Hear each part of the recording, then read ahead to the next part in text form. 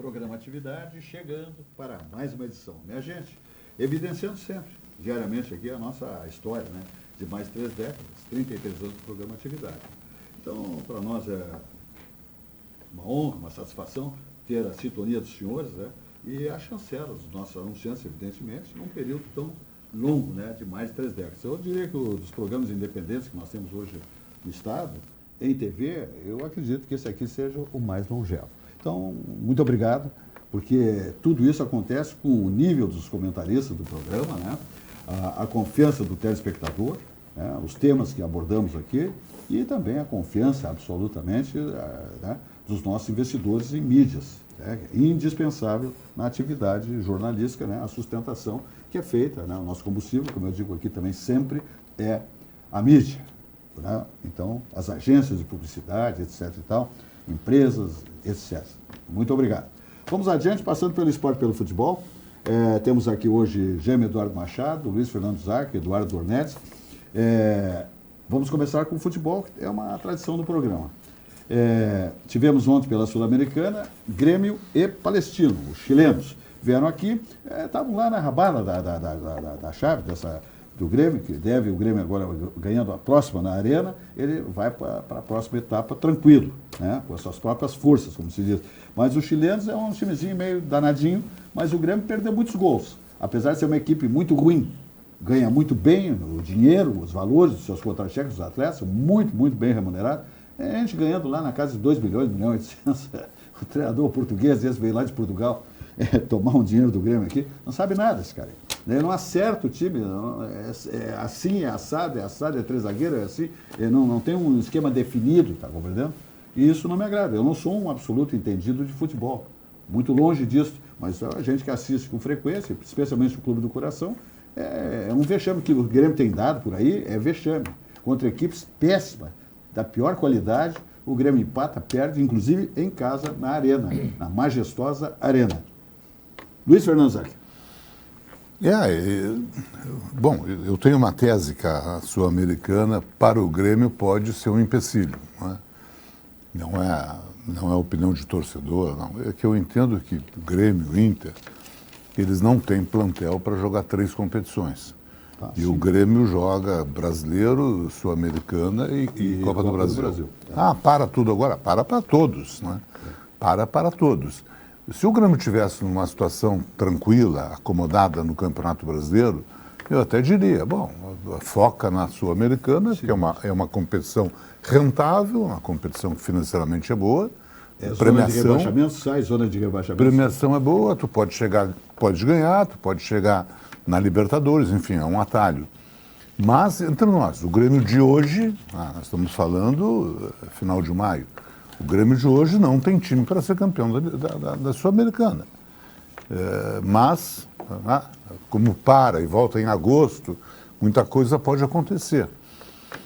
É que o Grêmio tem essa preocupação, que a mesa do Inter é o Campeonato Brasileiro, a situação que ambos estão na tabela, é uma situação desconfortável. O Grêmio joga com o Santos no sábado, 19 horas, em Porto Alegre. Isso é um jogo importante. O Santos vem sem o Neymar, que seria a sua grande atração, mas às vezes, quando tu não tem o Neymar, o time fica mais humilde, o time fica mais pegador, o time fica mais operário.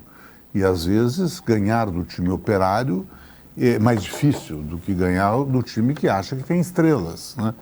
E estrelas com a cabeça na Copa do Mundo é complicado. Ontem eu assisti parte do jogo do Flamengo, foi isso. O Flamengo teve que mover uma montanha para ganhar um jogo de 1-0 no Maracanã. Exatamente pelo Pedro. Exatamente pelo Pedro que não foi convocado. E o Palmeiras perdeu para o Cerro Porteño. Vamos lá, é o segundo time do Paraguai, em pleno Parque Antártica. Por quê? Porque os jogadores, a gente vê pelo desempenho, tem muitos estrangeiros, tanto no Palmeiras como no Flamengo. O Flamengo só na seleção brasileira tem 4 jogadores, mas daí ele tem mais 2 no Uruguai, ele tem mais outro na Colômbia. O Flamengo tem 9 jogadores, tem o goleiro na Argentina, 9 jogadores que jogarão a Copa do Mundo. E o Palmeiras tem tanto outros. Então aí não adianta, o ser humano é esse, já está pegando leve, com medo de se machucar, de ficar fora da grande competição mundial. É o que vai acontecer, acredito, a favor do Grêmio com o Neymar. O Neymar já não está beleza fisicamente, Sim. não vai entrar dando o que Não, ele nem pode. vem para Porto Alegre. Ele nem vem para Já Porto foi Alegre. decidido. Então tá. O Santos não tem, vem. Tem que preservar o atleta. Né? E aí, eu não sei isso que eu digo, eu não sei se é pior ou melhor para o Grêmio. Às vezes é melhor tu jogar com a estrela que está tirando o pé, que está com um ritmo menor, claro, do que tu botar o reserva que quer espaço, que quer oportunidade. E o Inter joga contra o Vitória, sábado, 17 horas, lá na Bahia. Jogo complicadíssimo. Complicadíssimo. Isso é um time que é operário, que é um time, no meu entendimento, muito bem treinado pelo Jair Ventura, que é um treinador que eu tinha restrições, mas está mostrando uma evolução, está mostrando um crescimento. É muito verde, eu acho que amadureceu bastante. Eu acho que aprendeu, teve passagem aqui pelo Juventude, teve passagem pelo Botafogo, teve passagem pelo Corinthians, e agora está no Vitória. Enfim, e o Vitória foi o mesmo Vitória que eliminou o Flamengo da Copa do Brasil. Quando venceu, perdeu no Maracanã de 1-0, e lá no Barradão ganhou de 2-0, eliminou o grande Flamengo, que é, sem dúvida alguma, a melhor equipe do futebol brasileiro. Então, este é o Vitória que o Internacional, evidentemente, vai ter dificuldade, tem que respeitar muito. Seria, no meu entendimento, extremamente importante que o Internacional vai fazer esses 2 últimos jogos antes da parada da Copa, Vitória e depois o Bragantino em Bragança Paulista, quer dizer, ambos fora de Porto Alegre, se o Internacional pudesse trazer 4 pontos, porque daí tu afasta dessa agonia do Z4, né? Tu te aproxima, inclusive, lá da... Bolado, né? Fica ali no... hoje a diferença do Inter com o Z4 é 3 pontos. A diferença do Grêmio com o Z4 é 0 pontos, é saldo. Então, uma vitória que tu tenha mais, o Grêmio ganha do Santos, ele sai ele avança. Se o Internacional tem um bom resultado contra o Vitória, ele cada vez mais se distancia do Z4 e se aproxima daquela área que tu pode pensar em alguma coisa melhor. Tu vai para a primeira página da classificação. Primeira página, para que os nossos telespectadores possam compreender, é do 1º ao 10º. Hoje, tanto o Inter como o Grêmio não estão na primeira página. Olha a grandeza que tem o futebol gaúcho, a história do futebol gaúcho, e não consegue. Investe no plantel, né? Não é Palmeiras, não é Flamengo, mas é muito dinheiro. O Grêmio hoje é a 4ª folha do futebol brasileiro. Está virando quase 30 milhões por aí. 4ª folha do futebol brasileiro. Quer dizer, isso tem. Não tem cacife. Grande calote de patrocinadores, etc. Grandes clubes, tradicionais clubes, né, vitoriosos, o Grêmio e o Inter, que sempre disputavam, olha, começava o Campeonato Brasileiro, e sempre dizia quem são os favoritos. Estava incluído o Grêmio e o Inter nos 5 primeiros. Vai ser o Corinthians, vai ser o Flamengo, Inter e Grêmio. O Grêmio e o Inter sempre estavam ali. Hoje vai começar o Campeonato Brasileiro, quem é que não almeja nada? Grêmio e Inter. Né? E essa, infelizmente, é a realidade do futebol brasileiro. Isso é uma discussão muito longa, isso não é de graça, não é gratuito. Eu tenho a tese que o futebol gaúcho no todo, se nós olharmos o Zequinha, se nós olharmos o próprio Caxias, se nós olharmos o Juventude, que faz uma boa Copa do Brasil, mas faz uma má segunda divisão, se nós olharmos o Ipiranga, ninguém ascende, ninguém consegue crescer, ao contrário, rebaixam. Né? Se nós pegarmos o Campeonato Brasileiro do ano passado, que foi um espelho, o Internacional escapou no último minuto do Campeonato Brasileiro. E o Grêmio ficou 1 ou 2 pontos, ou 3 pontos fora da zona de rebaixamento. O Juventude cai para a segunda divisão. O Brasil, que chegou a figurar na Série B, está fora, não está nem na Série D. O Caxias não consegue sair da C e ir para B, o Ipiranga não consegue. Isso é um reflexo do futebol gaúcho. Eu pergunto aqui para os componentes da mesa, Jaime, que é um especialista também. Não só o estado do Rio Grande do Sul, como o futebol do Rio Grande do Sul. Qual é o último grande jogador que o interior revelou? Sempre revelava, sempre o Inter e o Grêmio buscavam nos times do interior reforços para o Campeonato Brasileiro. Alguns até iam direto para São Paulo, Rio de Janeiro, passavam por cima da dupla. Hoje nem se revela mais jogadores. Então é uma discussão, uma avaliação, uma reflexão obrigatória que tem que fazer os dirigentes do futebol gaúcho. Perfeito. Jaime Eduardo Machado. O distanciamento se tornou muito grande, né? Especialmente no plano nacional. Flamengo e Palmeiras, por razões que todos conhecem, se distanciaram enormemente do resto. E a importância do Grêmio, por exemplo, o Grêmio tem um jogo agora, o próximo do Sul-Americano, da Sul-Americana, é com o Torque, qualquer coisa Torque, é um nome esquisito. Bom, e isso vai valer para o Grêmio 7 milhões e 100. Porque o Torque é seu líder. É o líder. Está Se com ele 10 empatar... pontos, o Grêmio com 7. Não, o Torque Aliás, tem... o Grêmio está com... O Torque tem 12 e o Grêmio com 10. Com 10. Quer dizer, é importante para o Grêmio. Se empatar o Torque com o Grêmio, jogo, um time que nós nunca ouvimos falar, o Grêmio fica em segundo.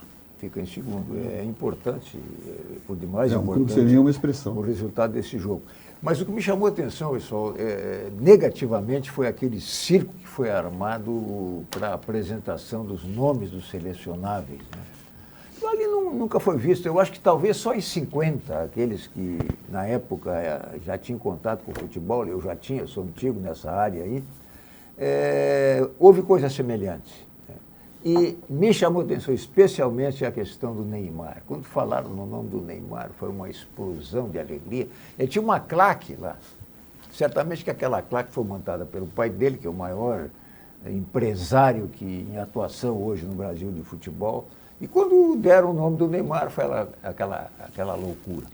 E eu vi a imprensa levantar certa incoerência na posição do Ancelotti, porque ele deixara de convocar o Neymar nas vezes anteriores, né, porque o Neymar não estaria em boas condições físicas e estaria esperando que ele melhorasse condições físicas para ser convocado. No entanto, ele jogou contra o Curitiba, né, foi um fiasco aquele jogo, até por aquele incidente que houve entra um, sai outro, o Neymar deveria entrar, não entrou, acabou ficando fora do jogo.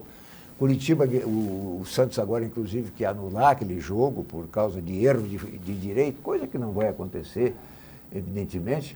E, no entanto, ele agora convocou. Mas por que ele convocou? Ele convocou porque estava todo mundo esperando e exigindo quase a convocação do Neymar. E se ele não convocasse, desse zebra, desse resultado negativo para a seleção, iam colocar a culpa nele por não ter convocado o Neymar. Então ele foi inteligente nisso, foi prático, né?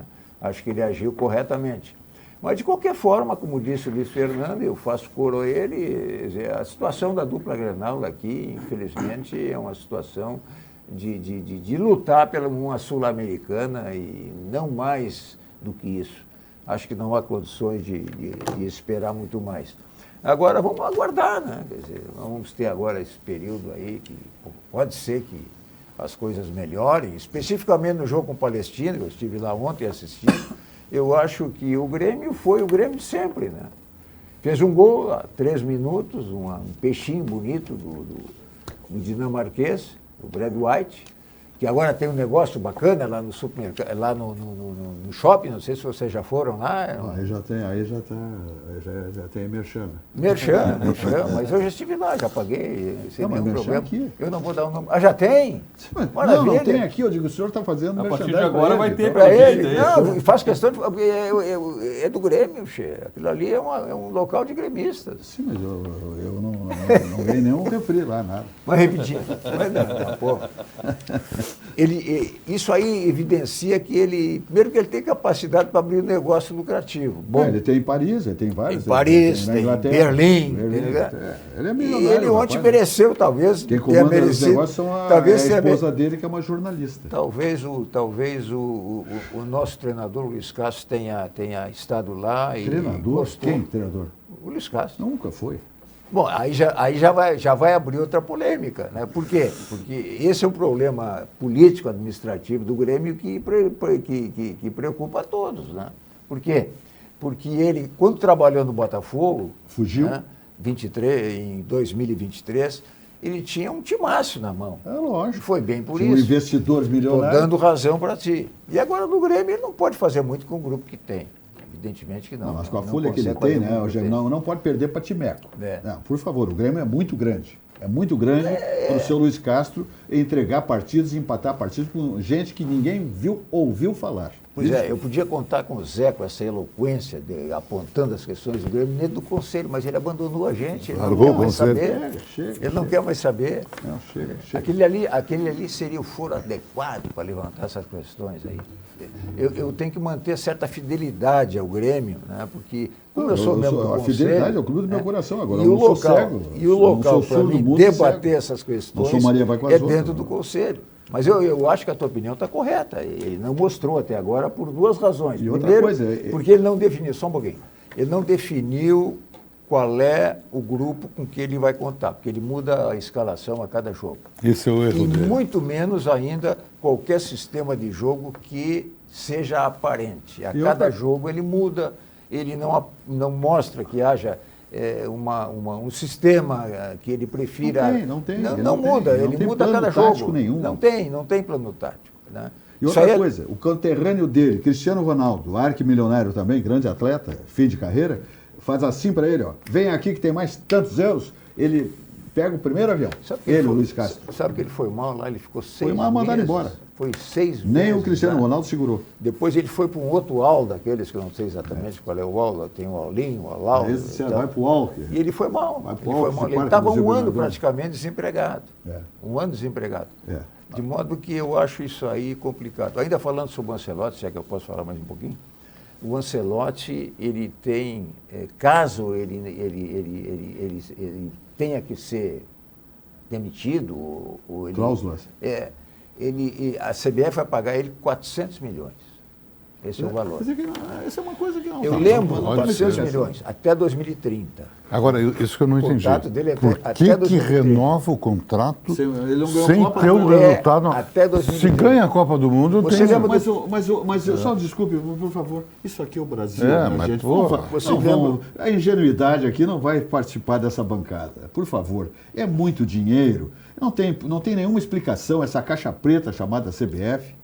Ninguém bota a mão lá dentro, está compreendendo? Aliás, apareceu um presidente lá que tiraram de uma cartola.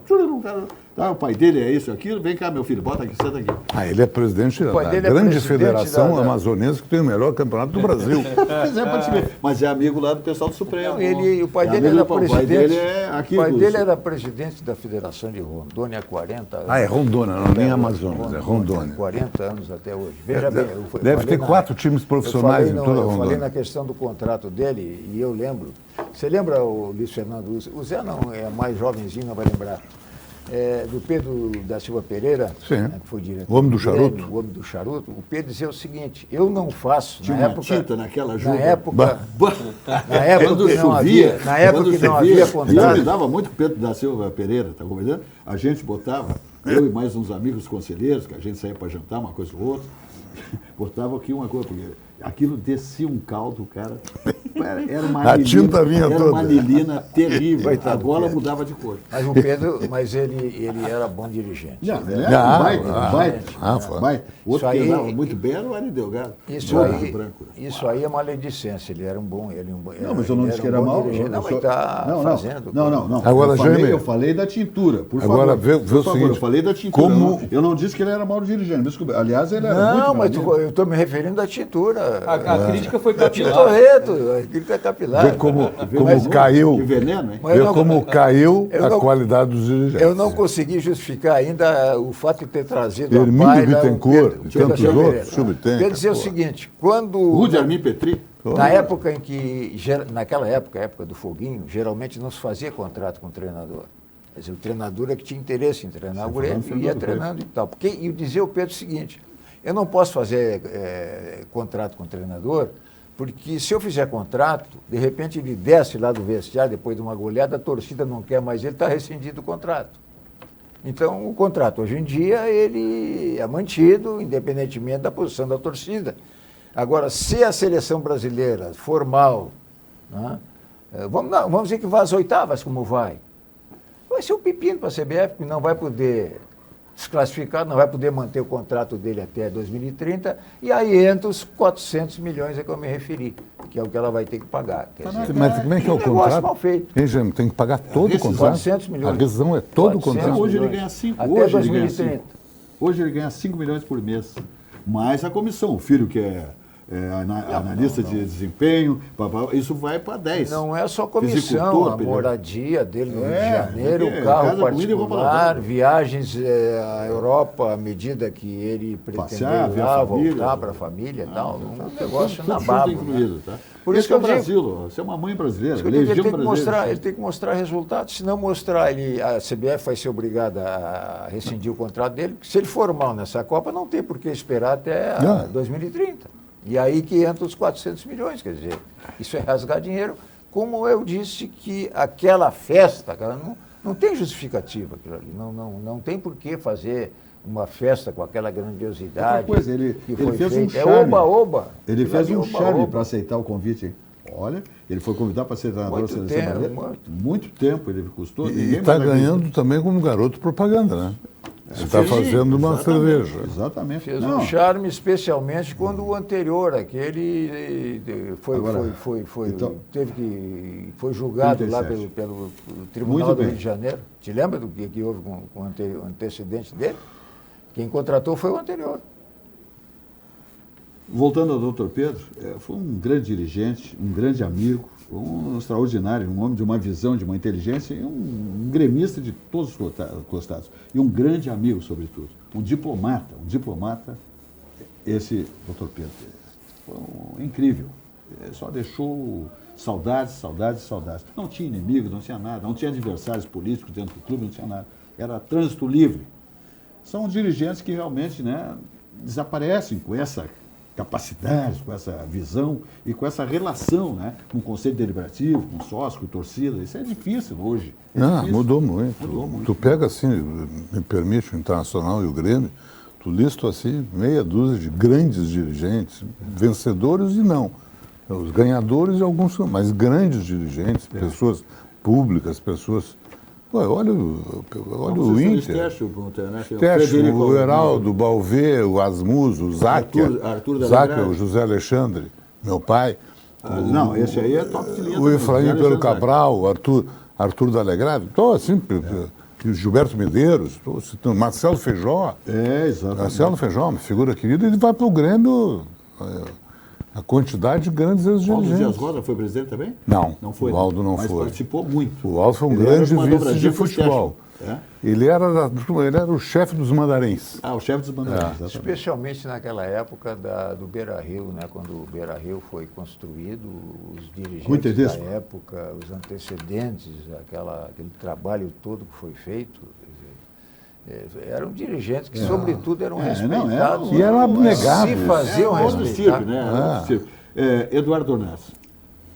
Depois dessa aula aqui, né, a gente só tem que lembrar de torcer para a seleção brasileira e esperar que façam um bom trabalho. Né? E eu vou reiterar o que eu falei no outro programa, senhores, porque 400 milhões, mesmo que não ganhem, qual é o interesse de ganhar, né? Mas ele está louco para não ganhar. Qual é e ir o embora, interesse de rapaz. continuar, né? Ele está louco para não Qual é o ganhar. interesse de ganhar? Ele não tem nenhuma razão para ganhar. Sabe o que é 400 milhões? Não tem Mega Sena que paga isso. Sim. Isso Só acontece essa da com virada. qualquer, não qualquer sei nem a da treinador, virada. Zé. Hein? Isso acontece com qualquer treinador. Qualquer um deles, se sair, tem mais vantagem do que se ficar. Então, mas Ele eles vai têm para o que- outro, vai ganhar o do outro, vai ganhar o Mas dele. me desculpe, Jaime Eduardo Machado, Claro. com todo o teu conhecimento sobre futebol, direção de clubes de futebol como o nosso, o Grêmio Porto Alegre, quer dizer, mas como é que uma direção, a CBF é como um clube, né? O Palmeiras tem aquela senhora lá que tem muito dinheiro, mas os clubes não têm dono. Então, a CBF não tem dono. É uma entidade que fatura horrores com publicidade, horrores. Imagina o que vai ganhar agora na Copa do Mundo. Tem? Então, 400 milhões para eles é fichinha, é porcaria. Você dá o luxo de pagar 5 milhões para um treinador que não apresentou nada ainda, ele só fez até agora a convocação, fez amistosos aí, etc e tal. Foi o que ele fez até agora. E está ganhando 5 milhões por mês, 5 milhões por mês. A partir de agora de 27, não, até 2030, com essa renovação, vai para 10 milhões, não é isso? Nem isso, O que eu li eu não acreditei, mas estou vendo que... Isso aí que tem. É verdadeiro. Outra coisa, a CBF, ninguém bota a mão lá, né? É uma entidade fechada lá, quer dizer, faz o que bem entende, né? Eu acho que o país, o governo, enfim, uma entidade, o Ministério dos Esportes, tem que ter uma influência, uma incidência, né? Saber o que acontece dentro de uma instituição que representa o país, né? Não, e que o país todo, além de ser representado, mexe com o país, o resultado do trabalho da CBF. Exatamente, com todo o povo brasileiro.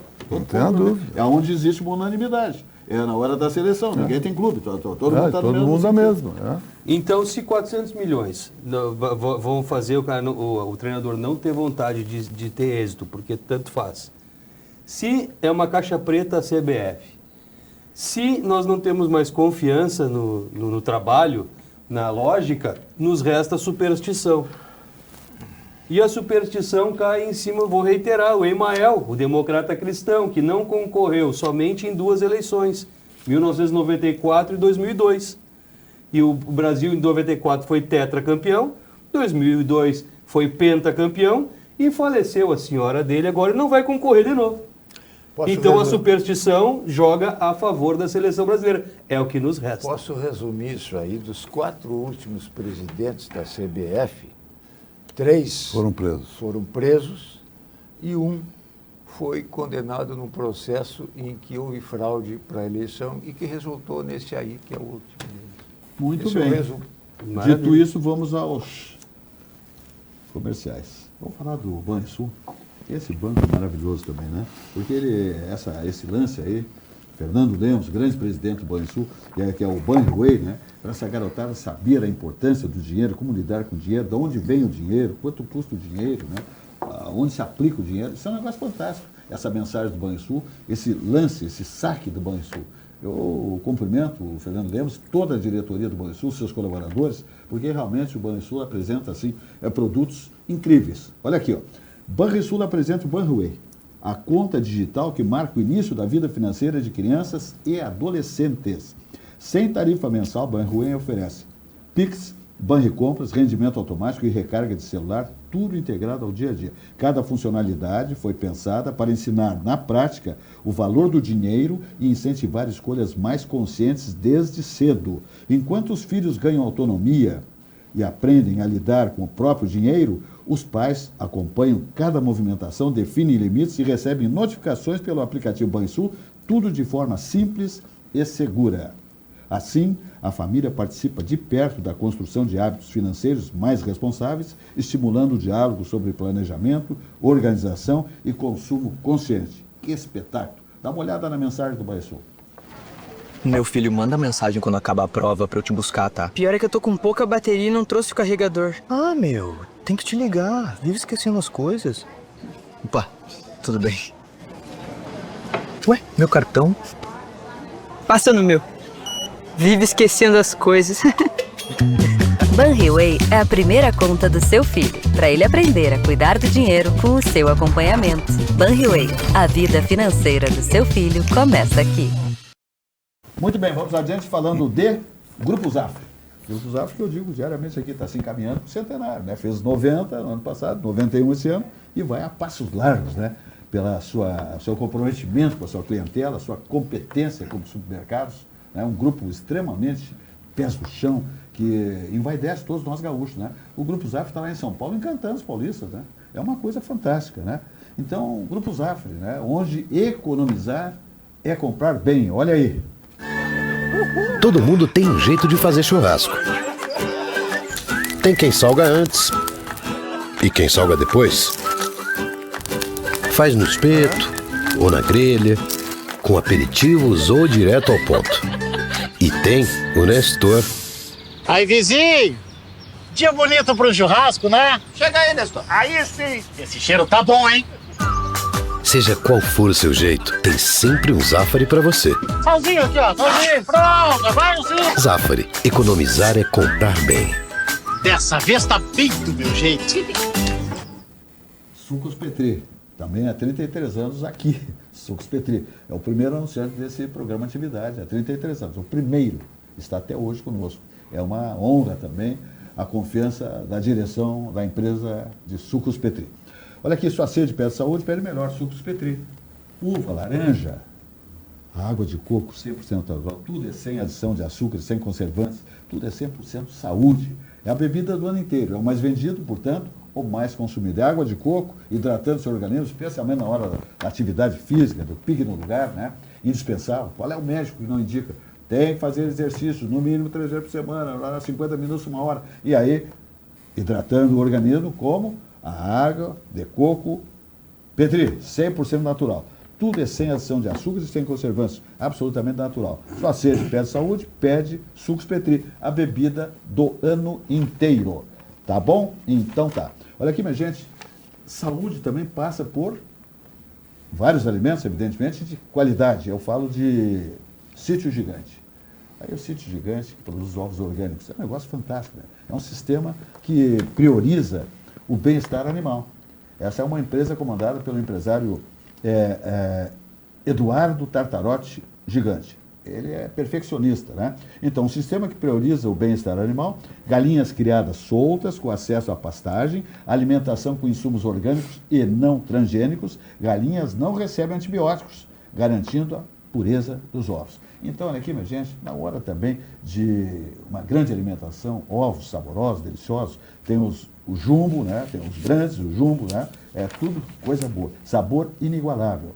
Ovos grandes e também o jumbo, tá? Olha aqui, ó, produtos disponíveis para o consumidor na Feira Ecológica do Menino Deus, ali na Secretaria da Agricultura, na Avenida Getúlio Vargas, no Menino Deus, histórica Secretaria da Agricultura. Você encontra ali aos sábados, agora, depois de manhã, tá lá o estande do Sítio Gigante com os ovos orgânicos. E às quartas-feiras, de tarde, também tem lá o estande. E você encontra também em lojas, floriculturas, agropecuárias.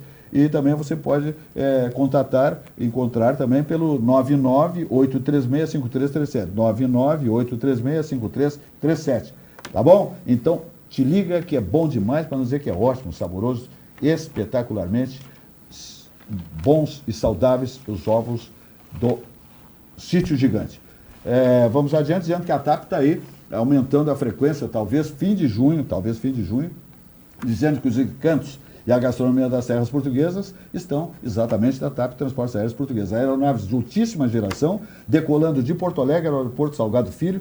Em 11 horas você desce em Lisboa, Portugal, ou você está na Europa, sem escalas. Olha só que maravilha. Esquece lá Guarulhos, aquilo é uma encrenca, né? Então não dá. Nós temos a condição de decolar de Porto Alegre, direto, 11 horas, sem escala, em aeronaves maravilhosas, tá? Com comissários, né, uma gastronomia, tudo coisa de boa, né? Os encantos e a gastronomia das terras portuguesas.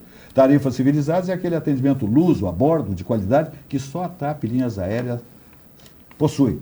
Muito bem.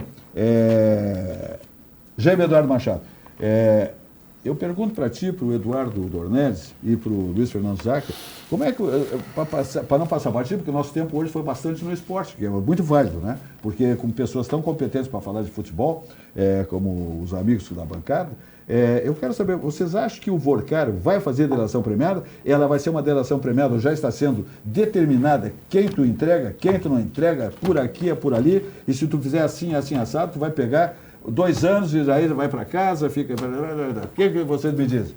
É um tema que o telespectador está sempre perguntando. E depois tu vai falar também de PTC, que eu sei, de trânsito, que tu tens algumas dúvidas, ou queixas, interrogações.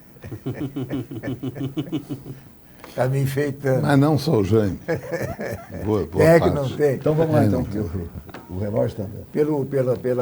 Pelo Vorcaro ou pela EPTC? Não, pode ser pelo Vorcário. Pela ordem. Não, o que chamou a atenção desse primeiro momento foi que dividiram, ou por outra, juntaram essa delação a cargo de 2 instituições ao mesmo tempo, a Polícia Federal e a Procuradoria da República, né?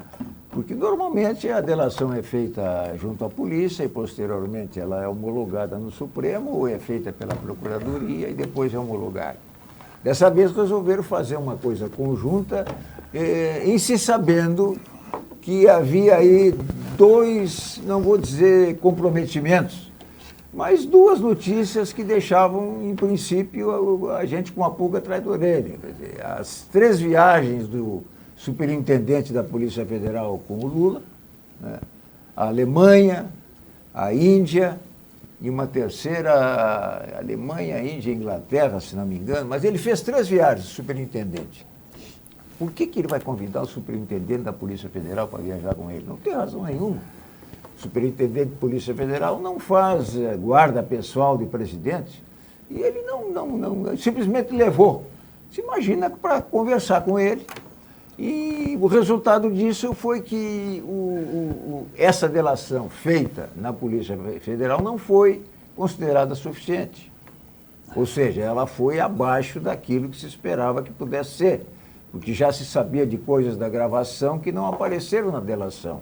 E ele, naturalmente, como tem a maioria das pessoas lá em Brasília ligadas aos poderes na mão, estou falando do Worcar, ele certamente que limitou, fez uma delação limitada, né?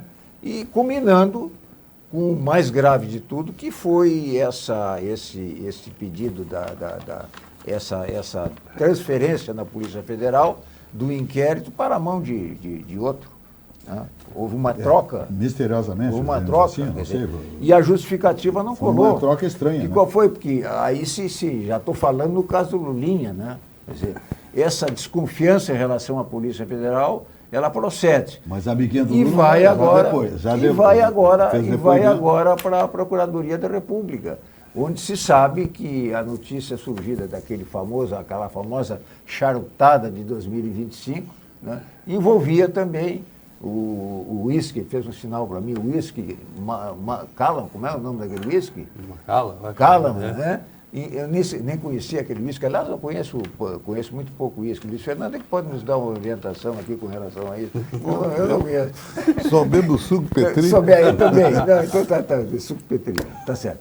Bom, então a gente fica em dúvida com relação a essas questões todas, porque elas levantam uma suspeita sobre instituições que não deveriam necessariamente estar sob suspeição, mas estão. E eu não espero muito dessa delação e acho até que ela não vai dar em nada, né? Porque o que era principal, que era fazer junto ao Congresso Nacional uma CPI do Master, parece que não vai se criar. De modo que não há grande expectativa com relação a isso. A curiosidade é geral com relação ao que o Worcar pudesse adiantar, mas acho que não vai sair muita coisa, não. Muito bem. E aí, Luiz Fernando, uma síntese. Não, rapidamente, eu também concordo com o Jaime. Eu acho que não vale mais nada a delação dele, né? Acho que a delação, nessas alturas, para onde querem chegar, não vale mais nada. Não vai, porque já abafaram tudo. Se fosse, vamos fazer uma delação absolutamente transparente, vamos investigar tudo que for delatado, bom, aí é uma coisa. Agora, pelo encaminhamento, pelo direcionamento, não tem. Corre-se o risco, ao fazer a delação, que seja uma delação pela metade, né? E isso realmente é ruim. Então, acho que não vai acontecer. Vai ficar nisso aí e deu, né? E deu. E vão negociar alguma outra coisa com ele. Vamos lá, o meu amigo Eduardo Vai acabar em pizza. Também numa síntese, também para a gente ganhar tempo. Sim, que vai acabar em pizza. Eu estava lembrando da delação do Mauro Cid, que foi para cá, foi para lá, mudou a versão e disse que tinha provas e não tinha. E a delação dele valeu para muito mais coisa do que deveria valer. E essa aí, com certeza, vai ser bastante seletiva, assim. A memória vai ser curta e acho que as mensagens que estão nos celulares, no plural, já apreendidos pela Polícia Federal, vão possivelmente não poder serem acessadas por falta de tecnologia ou por algum outro argumento que o valha. Não vai dar em nada, não. Muito bem. Então tá, temos a manifestação em relação a Worcar, que está aí numa carceragem, né? Está com o coquinho raspado, aquela coisa toda, e está num presídio, né? Terminou a moleza na Polícia Federal. Mas isso não quer dizer nada, né? Porque ele tem muitos amigos em todos os poderes.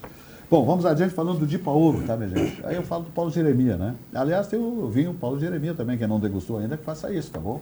Lá nas lojas aí enfim, entre em contato com o site do grupo Di Paolo. Esse vinho Paulo Jeremia vale a pena. Olha aqui, ó. Existem marcas que servem refeições, existem marcas que constroem experiências. Inspirado na tradição da colonização italiana na Serra Gaúcha, o Di Paolo transformou hospitalidade, excelência, autenticidade em referência nacional. São mais de 3 décadas de história, 28 restaurantes em 5 estados e quase 2 milhões de refeições servidas por ano, sempre com cuidado em cada detalhe. Di Paolo, sabor que atravessa gerações. É um negócio fantástico o sabor, né? É o melhor galeto do planeta, né? Di Paolo, lojas extremamente confortáveis, né, climatizadas, né, e o sabor do galeto Di Paolo, que é inigualável, é bom demais. Os cumprimentos ao Paulo Jeremia, o André Jeremia, toda a direção do grupo e todos os colaboradores e também os parabéns aos clientes que sabem escolher o melhor galeto do planeta, galeto Di Paolo. Muito bem, daqui nós vamos adiante falando da Sicredi Origens RS. Para quem investe, olha só, a Sicredi Origens RS tem uma solução inteligente, o crédito com garantia de aplicação. Olha só, você utiliza seus investimentos como garantia sem precisar resgatar. Assim mantém sua estratégia intacta enquanto acessa crédito com condições diferenciadas. As ofertas são ajustadas ao valor aplicado e à sua capacidade de pagamento, com prazo de até 120 meses e taxas a partir de 0,29% ao mês, mais CDI. Fale com seu gerente ou abra sua conta no Sicredi, onde você é um sócio. Olha aí a mensagem do Sicredi. Investir com Sicredi é ter planejamento financeiro para a vida inteira. É ter um portfólio de produtos com diversas oportunidades para cada momento. É ter a segurança que precisa para ver seus investimentos evoluírem com você. É ter sempre um especialista próximo que entende cada um dos seus objetivos. Investir com Sicredi ao longo da vida é ter com quem contar. Muito bem, voltamos aqui na atividade. 33 anos no ar. É um programa, modéstia à parte, que chega muito bem, né, aos nossos telespectadores. A nossa emissora aqui, a RS Play, é maravilhosa, né? Seus equipamentos, seus colaboradores, seus técnicos, né? A grade de programação, tudo é muito bem elaborado, muito bem organizado, né? É uma super empresa. RS Play, né? É o 524 da Clarinet. Olha aqui, ó, 21 horas termina o programa de atividade, está chegando o Alexandre Garcia, tá? 21 horas termina o programa. E amanhã de manhã, quando está acordando, tomando um cafezinho lá, um de jejum, Boris Casoy, 8 horas ao vivo também aqui na nossa RS Play, 524 da Clarinet, mais plataforma. Mensagens, né? Nossa programação, nossa grade, mundo afora.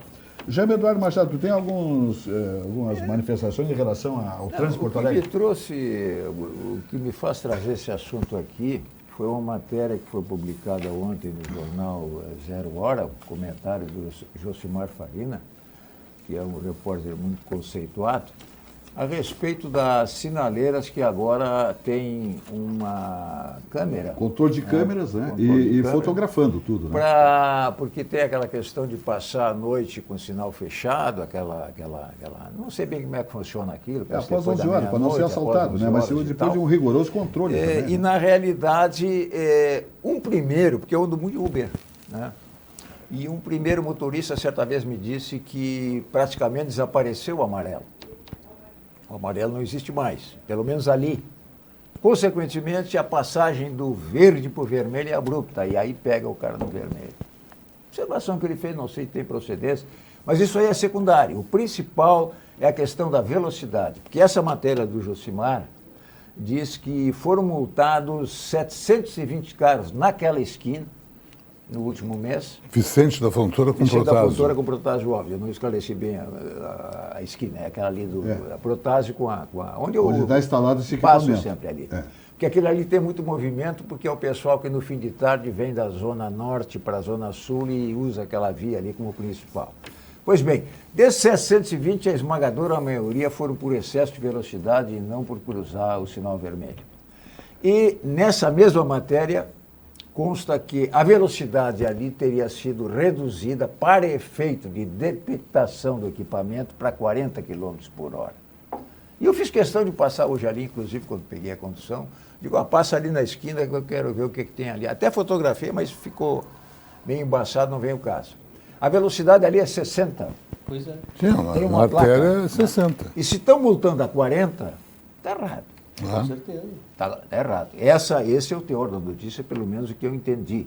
Isso aí não mas se é 40 tem que estar sinalizado também, não, né, gente? Tem que tirar a placa de 60 e colocar 40. Aquela questão, eu tenho sido muito crítico à EPTC por uma razão muito simples, né? Eu acho que é um serviço absolutamente necessário, indispensável, né? Só que me parece que ela dá mais ênfase à multa, mais ênfase à punição do que a finalidade dela, que é orientar e educar para o trânsito. Eu não vejo nenhuma campanha de educação, pelo menos ultimamente não vi. Vi uma tímida campanha de orientar as crianças a passar na faixa de pedestre, mas como existe um percentual das multas para ser aplicado exclusivamente com...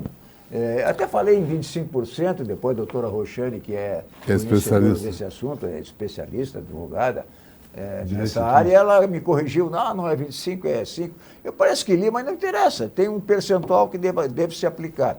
E mesmo que seja 5%, é um valor vultoso, porque o que arrecada de multa é impressionante. Eu não vou trazer aqui aquele assunto de que há má fé, a emboscada, embora eu ache que haja em várias situações, inclusive nessa. Eu acho que isso aí é uma coisa que caberia um esclarecimento. Quer dizer, se tem uma placa ali, como tem, no caso, sinaleira, radar eletrônico, né? Radar eletrônico, 60 quilômetros, e a multa está sendo feita para quem ultrapassar 40, eu acho que isso aí tem que ser resolvido. É que a Jari é cruel, mas quem recorrer, mas se não é sinalizado, mas não precisa nem recorrer. Não precisa nem recorrer é uma missa. Não precisa é uma recorrer. missa esse recurso. Eles praticamente não têm... O volume é tamanho que não tem como se deter em cada caso específico para votar. Um motorista desses mesmo me disse uma ocasião que subiu um passageiro dele com uma pilha de processos. Diz ele, o que é isso aí? Não, isso são os processos, recursos que eu vou julgar. Mas quando é que você vai devolver? Não, amanhã eu devolvo tudo. Não, eu fui conselheiro do CETRAN 2 anos. Eu participava do julgamento das multas. É impossível. Claro. É impossível tu te deter em cada multa. Humanamente impossível. Estou defasado, eu saí há 3 anos. Não tem uma estrutura que te permite. Porque todo mundo se criou a lógica do recurso para ganhar tempo, para não perder carteira, etc. Todo mundo recorre. Agora, nesse caso específico que o Josimar Farina falou e o Jaime reproduz, se é 60, se está lá sinalizado 60 e estão multando a 40, não tem nem que recorrer. Automaticamente o poder público tem que anular todas as infrações. Porque ela está cometendo a irregularidade, não é o motorista. O título que ele dá é muito sugestivo. Condutores estão sendo multados sem perceber em cruzamentos da capital.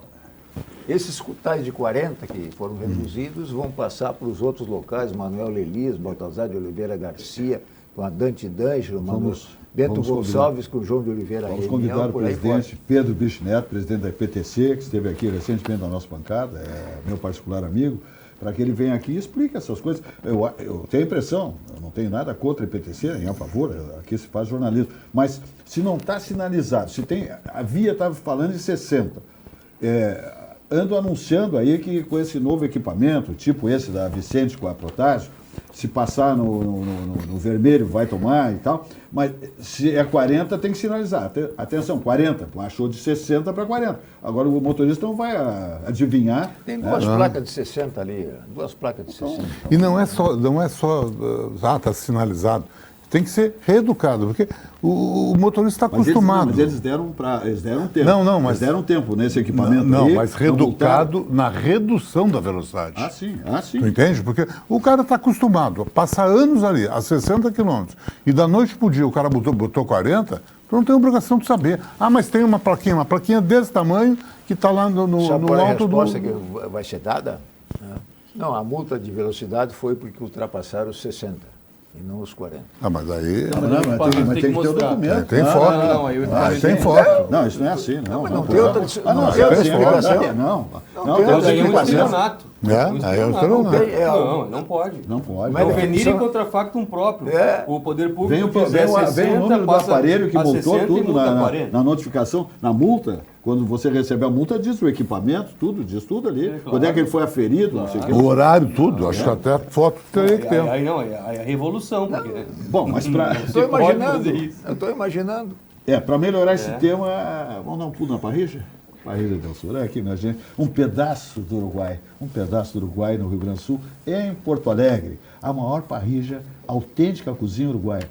É o Uruguai, é Punta del Este, aqui em Porto Alegre, ali em Petrópolis, na Avenida Nilópolis, 111. Só que cuidado que quando tu sair da parrilla, Tu vai cruzar pela Vicente da Fontoura com a Protásio. Abre o olho. Não, mas eu tô bem esperto. Tá? Eu estou cuidando muito, muito. Olha aqui, Avenida Nilópolis, então, Petrópolis, número 111 na Nilópolis. Telefone, olha aqui, faz uma reserva. Lá vai com os amigos, vai com a família. É um ambiente maravilhoso, né? Diplomacia do atendimento. O grande Darcy que comanda aquele espetáculo. Olha aqui, ó, 3012-7878, o telefone. 3012-7878. Outra coisa, manobrista e não paga estacionamento, tá certo? Manobrista e não paga estacionamento. Para, tá chovendo, desce com a família, com a esposa, com os amigos, não paga estacionamento. E tem manobrista na porta da parrilla. Segunda, das 18h30 às 23h45, terças e sábados, das 11h30 às 23h45, domingos, 11h30 às 22h45, ok? Muitas promoções por lá, tá? Assados maravilhosos, tá? Saborosos, uma carne do Uruguai, é tudo só coisa boa, Parrilla del Sur. Olha aqui, é o Uruguai aqui, Montevidéu aqui, Punta del Este aqui. Promoções diárias que oferecem assim, ó, por exemplo, segunda, por exemplo, tem o tapa de quadril, tem o entrecô, conforme o dia da semana, tá? Quarta e sexta tem o assado de tira, quinta e sábados é o entrecô especial, domingo de manhã, tapa de quadril, noite entrecô ou o que você escolher do cardápio. Mas tem promoções, essas aí são promoções, tá compreendendo? Cada dia tem promoções no valor, no custo. Mas você pode utilizar o cardápio, que é extenso, é saboroso demais, outros petiscos, é uma barbaridade, o cardápio extremamente elogiado, tá? E de sabores incríveis uruguais. Um pedaço do Uruguai no Rio Grande do Sul, a maior parrilla, a autêntica cozinha uruguaia, aqui em Porto Alegre, Avenida Nilópolis, 111, Petrópolis, telefone 3012-7878, estacionamento cortesia, tá? Vamos para lá. Muito bem, temos aí para o fechamento 6 minutos, eu dou 2 para cada um. 2 minutos para Jaime, 2 minutos para Luiz Fernando Zac e 2 para Eduardo Dornelles. Por favor. Começa aí, Dornelles, 2 minutos então, por favor. Muito bem. Eu tive na bancada aquele dia com o presidente da IPTC e ele estava festejando, e festejamos todos juntos, o fato de que esses pardais novos, essas sinaleiras inteligentes novas, flagraram 0,04%, se eu não me engano, ou 0,06% dos motoristas. Então, o número pode até assustar, eventualmente, dos flagrantes, aí, seja de velocidade ou seja de passagem de sinal vermelho, mas a imensa maioria dos motoristas não foi multada, segundo o presidente da IPTC. Realmente, se isso se confirmar, essa situação de 60 para 40 é algo extremamente grave, porque trata-se de confiança, uma quebra de confiança do motorista em relação ao próprio órgão que controla o trânsito e o julga depois em eventual recurso. Isso não pode acontecer em hipótese alguma. E eu comentei já que por placa, eu comentei com o presidente da IPTC aquele dia... 30 segundos. Ok. Que existe o artigo 44A do Código de Trânsito que permite dobrar à direita num cruzamento mesmo que o sinal esteja vermelho, desde que haja uma placa. E esta placa nunca é colocada. Então, se confirmar que se multa a 40 numa placa de 60, sendo que não se cumpre o 44A do Código, aí sim a quebra de confiança vai ser completa. Essa pergunta tu fizeste para o presidente Pedro Bicho Neto, ao vivo e a cores aqui, e ele disse que não, porque esse é um mecanismo usado absolutamente nos Estados Unidos. Então, chegou na esquina... E lá não precisa de placa. Não, o pessoal sabe, né, que pode entrar à direita, né, se tiver o sinal fechado para você atravessar a via. Deixa eu organizar. Não, eu vou aproveitar a mesma esteira da IPTC. Eu acho que é importante, desde que, comprovadamente, esses cruzamentos têm uma incidência muito grande de acidentes, né? Aí descaracteriza que o objetivo é arrecadar. Preservar a vida, somos parceiros e concordamos. Agora, isso é um investimento caro. Eu sempre, uma vez eu falei com o Pedro Bicho Neto, e eu digo, Pedro, por que, por exemplo, pegar Vasco da Gama, não tem ali aquela onda verde, não tem a sincronia das sinaleiras. Tu passa por uma, está verde, a próxima está vermelha. Aí abre o sinal, está verde a seguinte, a outra está vermelha. Quer dizer, isso congestiona, é uma coisa inteligente, quer dizer, É uma via principal, uma via de permanente fluxo de acesso. Quer dizer, enfim, investe-se nisso também. Ele me disse, né? Nós estamos investindo, vai até mudar. Citou aqui que isso já estava funcionando muito. Não, a Vasco da Gama não. A Vasco não. Eu vou todo dia, eu passo na Vasco. Tudo bem, pode ser Que elas se Ipiranga, conversam por Bluetooth ou por internet. Vamos lá. Então, enfim. E uma outra coisa, estou indo do meu tempo, que me incomoda, é a proliferação de quebras-molas. E sem uma justificativa. Pegar a Anitta Garibaldi, quase que ali no rebaixo da Carlos Gomes, tem 2 quebra-molas. Se tiver um próximo do túnel, desse rebaixo, se justifica, pode ser. Mas tem um 30 metros antes e depois tem outro. E escuro, com uma sinalização muito ruim, não existe sinalização lateral, e é pintado de amarelo, para que a gente possa enxergar, só que com o tempo aquela tinta amarela já não é muito visível. Não é muito visível. Quase que em cima do quebra-mola. E por que tem quebra-mola ali? Não tem escola, não tem movimento, não tem absolutamente nada. Às vezes é a comunidade que pede. Não, mas então toda a comunidade vai ter o direito de pedir e Porto Alegre vai virar um quebra-mola. Talvez existam também muitos acidentes. Não, ali não, que eu moro ali. Uma restrição que existia no Código era a proibição, na época, de fazer quebra-molas. Deve ter mudado, evidentemente que a Prefeitura não ia fazer uma irregularidade, mas tem que ter um bom senso na medida que se autoriza esses quebra-molas. A comunidade tem que estar satisfeita, mas com absoluta segurança no trânsito, evidentemente, mas tem que atender também, ouvir a comunidade, né? Porque muitas vezes ela está aplicando né, certas situações na cidade, como quebra-molas, sinaleiras, etc. e tal, e não é bem o que precisa naquela matéria. Jaime Eduardo Machado, eu tenho alguma coisinha para ti. Um minutinho, né? Vou ver se eu aproveito esse minuto. Eu vi aqui que é um projeto muito interessante. Diz a Gonzaga do Centro de Segurança. Né? Isso aqui é preocupação com segurança, com orientação e com educação para o trânsito.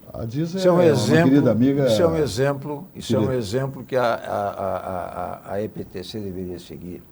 Porque o problema do nosso trânsito é que ele é mal educado. Né? Por quê? Porque não há educação. Ele é mal orientado, por quê? Porque não há orientação. Porque não há empresa que satisfaça o objetivo que se propõe, como o caso da EPTC, que possa ser útil, né, ser eficaz, se preocupa fundamentalmente com a punição, que é o que se vê a cada lançamento de uma tecnologia nova para multar, com o exclusivo objetivo de multar. Eu defendo o quê? Que ela primeiro oriente, eduque, e se não houver esse cumprimento a contrapartida do motorista, que então multe. Agora, colocar multa, punição, a emboscada, como se vê, azuizinhos escondidos atrás de árvore, sinaleira atrás de árvore, isso aí, francamente, não é adequado. Bem. Não é a função da empresa, não é essa. Agora, quando me dizem, não, e se não tivesse era pior, não. Ninguém nega a necessidade de uma empresa que oriente, que eduque e que até puna se não for cumprimento. Mas esse não pode ser o objetivo principal em absoluto. Vamos convidar Pedro Bicho Neto, presidente da EPTC, semana que vem, para participar do nosso programa. Eu tenho certeza que ele virá. Minha gente, mais uma vez, o programa se despede. Muito obrigado pela sintonia, pela audiência, nossos patrocinadores. Segunda-feira, estamos de volta com mais uma edição do nosso programa Atividade. Um bom final de semana e até a próxima segunda.